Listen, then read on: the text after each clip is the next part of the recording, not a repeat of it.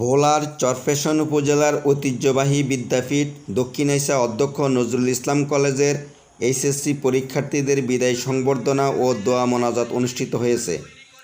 বৃহস্পতিবার ২৭শে জুন সকাল ১১টায় দক্ষিণ-এশিয়া অধ্যক্ষ নজরুল ইসলাম কলেজ মিলনায়তনে কলেজের আয়োজনে এই বিদায় সংবর্ধনা ও দোয়া মোনাজাত অনুষ্ঠিত হয়।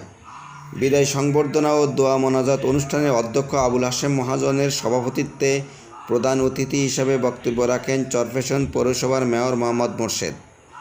এ সময় শিক্ষার্থীদের উদ্দেশ্যে প্রধান অতিথি বলেন, গ্রহণ করেছি মাত্র কয়েক বছরের ব্যবধানে। আজকে আমি না আসলে কিন্তু আমি বুঝতে পারতাম না, আমি কল্পনাও করতে পারতাম না যে এত অল্প সময়ের মধ্যে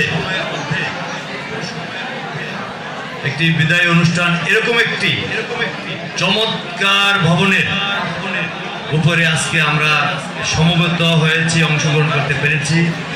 দক্ষিণ-এশিয়া অধ্যক্ষ নজরুল ইসলাম কলেজের অধ্যক্ষ আবুল হাশেম মহাজন বলেন, ইতিবাচক পরিবেশে সুষ্ঠু ও সুন্দরভাবে পরীক্ষায় অংশগ্রহণ করে ভালো রেজাল্ট করো, এটা তোমাদের প্রতি আমাদের প্রত্যাশা। পরীক্ষার্থীদের তিনি আরও বলেন,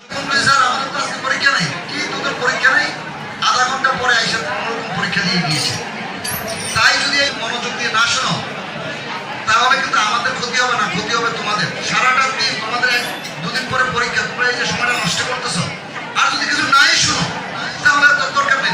বিশেষ অতিথি হিসাবে বক্তব্য রাখেন দক্ষিণ-এশিয়া থানার ওসি সাইদ আহমেদ পিপিএম। বাবা মা গ্রামের বিনিময়ে এই পোশাক তৈরি করে সকালের খাবারটা তৈরি করে এখানে তোমাদের বা আপনাদের প্রেরণ করেছেন।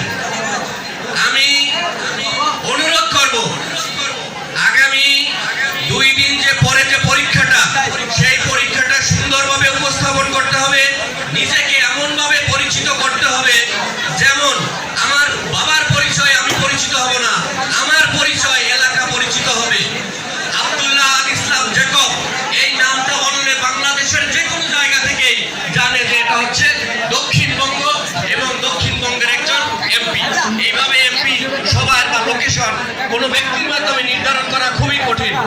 বক্তারা এইচএসসি পরীক্ষার্থীদের প্রতি বছরের মতো এবারও ভালো ফলাফলের জন্য বিভিন্ন দিক নির্দেশনা প্রদান এবং মহান আল্লাহ তাআলার কাছে তাদের সর্বোচ্চ সফলতা কামনা করেন।